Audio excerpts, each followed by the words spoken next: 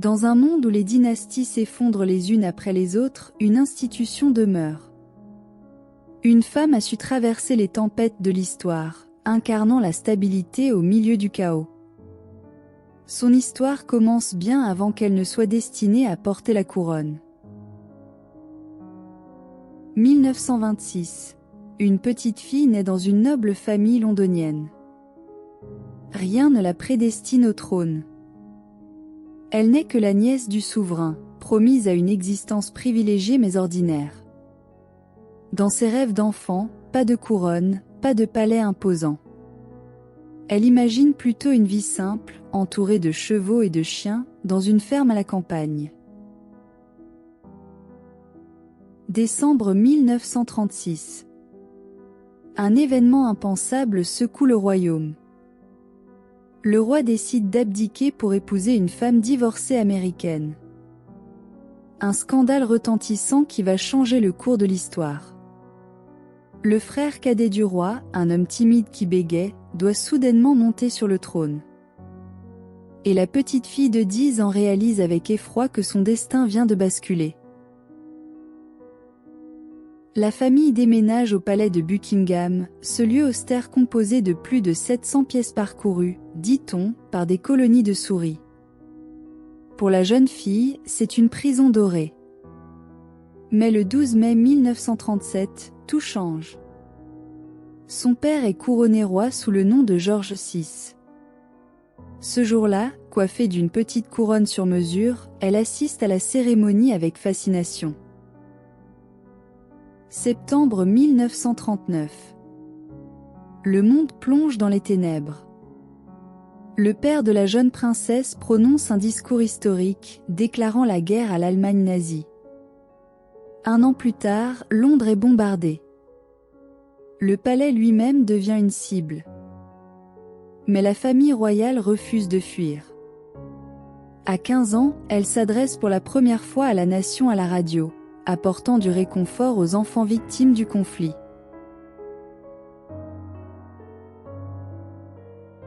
« 8 mai 1945.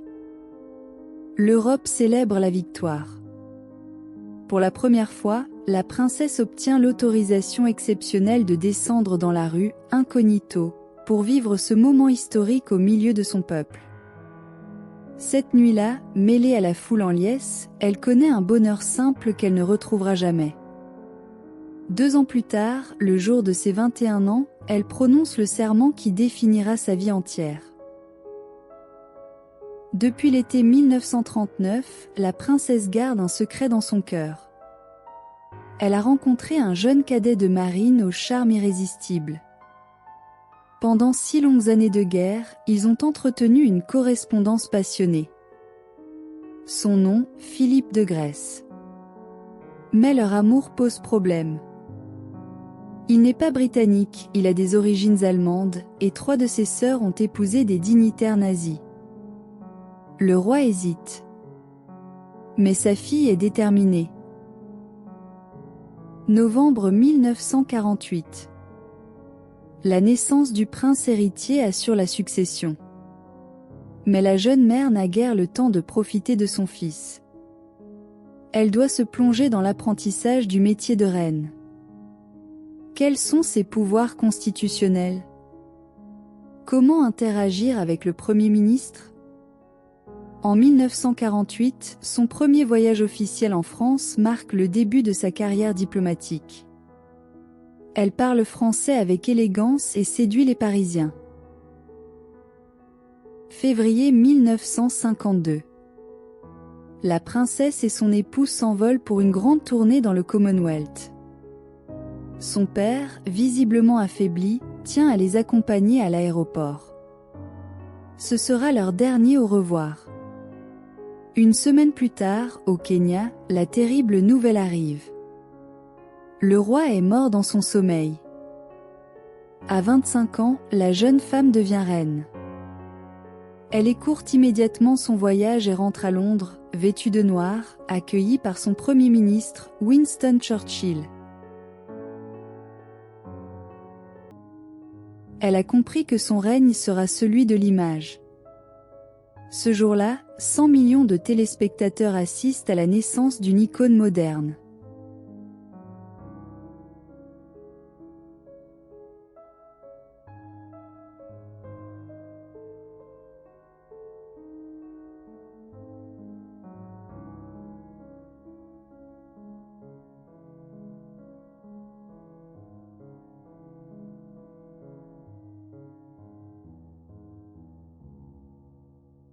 Quelques mois après le couronnement, la jeune reine embarque sur le Britannia, un palais flottant conçu spécialement pour elle.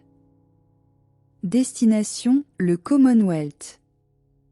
Des Caraïbes à l'Océanie en passant par l'Afrique, elle va passer 5 mois à rencontrer ses sujets dispersés aux 4 coins du globe. Beaucoup ne l'ont jamais vue. Elle sera aussi la première souveraine à prendre des bains de foule, révolutionnant ainsi le protocole royal.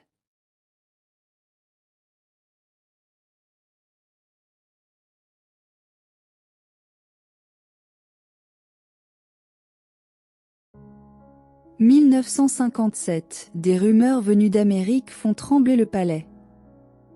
Le prince Philippe serait infidèle. C'est un jeune homme charismatique qui aime sortir et s'amuser. Le voir coincé dans l'ombre de son épouse, toujours plus puissante, n'est pas facile. Mais la reine connaît la règle d'or, ne jamais s'expliquer, ne jamais se plaindre. Elle choisit de sauver les apparences et fait un geste symbolique fort. Leurs futurs enfants porteront le nom Mountbatten-Windsor. Année 1960. Londres devient le centre mondial de la culture pop. Les jupes raccourcissent, les Beatles révolutionnent la musique, la jeunesse s'émancipe. Dans ce tourbillon de modernité, la famille royale semble soudain dépassée, ringarde, coincée dans un autre siècle. La monarchie va-t-elle survivre à cette révolution culturelle? La reine décide de parier sur l'avenir en formant rigoureusement son fils Charles, l'héritier du trône.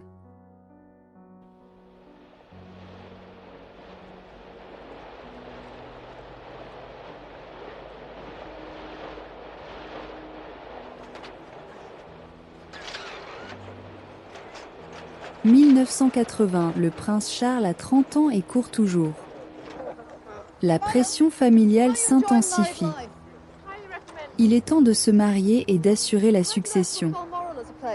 Un casting est lancé parmi ses nombreuses conquêtes. Mais c'est une toute jeune fille de 17 ans qui va retenir l'attention de la reine lors d'un week-end à Balmoral. Elle s'appelle Diana Spencer. Elle est belle, timide, bien élevée, de bonne famille. Et surtout, elle est vierge. La princesse idéale.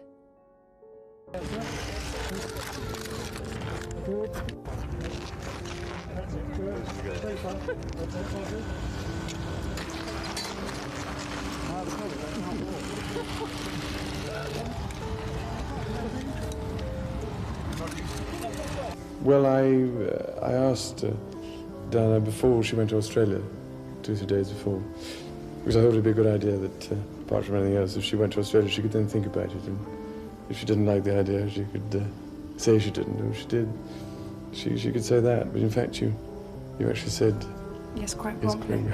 Before you went to Australia? Yes. They were to sit on it for 3 weeks. Do you find it a very daunting experience that yesterday you were a nanny looking after children, now you're about to marry the Prince of Wales, and one day you would, in all likelihood, be Queen? It's a tremendous change for someone, if I may say, of 19 to make all of a sudden, the transition. It is, but I've had a small run up to it all in the last 6 months. And next to Prince Charles and I can't go wrong. He's there with me.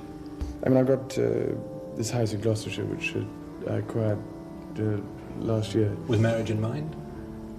No, not really. I mean, I did want somewhere very much as a base, and I wanted somewhere which was nearer to the Duchy of Cornwall areas that I could reach then and visit people and look at the farms and things. And so that was very convenient, but obviously it's been a great help. There's a lot to be done. It's going to be marvellous to have somebody to to help sort it out. It was 1977 that Charles came to stay as a friend of my sister Sarah's for a shoot. We sort of met in a ploughed field. Slightly previous to that, but I know. And what did you think then? What was your instant impression, both of you? What did you think about Lady Diana then? Well, I remember thinking what a very jolly and amusing and attractive 16-year-old she was. And, I mean, great fun, and bouncy and full of life and everything. And I don't know what you thought of me. Pretty amazing. Did it cross either of your minds that in 3 years' time you would be announcing your engagement, thinking of getting married? No. No. Towards the end of the summer and the autumn last year, and I began to realise, you know, what was going on in my mind and hers in particular, and all these things help. But you know, it was a gradual business. I had a long time to think about it because I knew the pressure was on both of us, and well, it wasn't a difficult decision in the end. It's what I wanted. It's what I want. Wonderful sapphire and diamond. When were you given that? Just last night? Or? No, Sunday. And when did you tell the Queen that this was what you wanted to do? Well, about 3 weeks ago. So, as I say, we've had to sit on it and hide it for 3 weeks, which hasn't been all that easy. But I was absolutely determined that it was going to be as near a secret as possible on the actual day. That was my ambition. There was a lot to be decided, but when is probably in the latter half of July, I should think. It's I think, quite a useful time from all sorts of different reasons. And the actual place will be decided. Honeymoon plans, or is that something you have to talk about now it's official? Well, I mean, we've had vague discussions about it, but a lot depends on, you know, what happens now. There are lots of different alternatives, and the difficulty is to go somewhere where one can actually get away from everything else. Yes. You're now going to be separated again because you're going to Australia, New Zealand, and you'll be away, what, 5-6 weeks? Something like that. Yes. What are you going to do in the meantime? Oh, don't worry, Ash, we're very busy. Not back to the nursery and not back to flat sharing, presumably. Nope. You've moved to your accommodation. I'll be moving all over the place, I think. Try and keep away from us. Possibly, yes. But you sort of made a little grimace there, as if you rather liked flat sharing, and that is something. No, you're I giving was up. referring to the children. I'm going to miss them. You miss looking after the children. Yes. Well, they'll certainly miss you, won't they? Hope so. Have you been to see them? Difficult to find the right sort of word, isn't it, really? Just delighted and happy. And I'm amazed that she's been brave enough to take me on. And I suppose in love. Of course. Whatever in love means. Well, it You can obviously put your own means, interpretation. obviously means two very happy people. Yes. Once As you again, can see. congratulations. Well, from us, congratulations. 29 juillet 1981. 750 millions de téléspectateurs assistent au mariage du siècle. Diana porte une robe somptueuse avec une traîne de 8 mètres. Le conte de fées devient réalité sous les yeux du monde entier. Au balcon de Buckingham, le couple échange un baiser timide qui passera à la postérité. La reine rayonne. Son fils est marié, l'avenir de la dynastie semble assuré. Mais derrière les sourires, les premières fissures sont déjà là.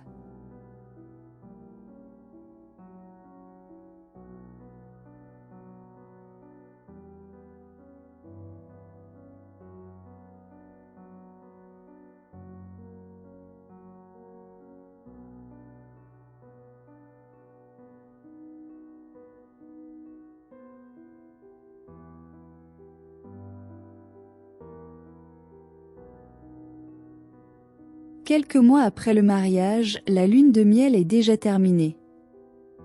À Balmoral, Diana est en larmes. Elle a découvert que Charles n'a jamais cessé de voir Camilla, son premier amour. La reine convoque la jeune princesse et lui rappelle froidement ses obligations. Peu importe ses problèmes conjugaux, elle a signé pour ça. Pour la famille royale, c'est une machine, un véritable business familial. Et l'image compte plus que tout.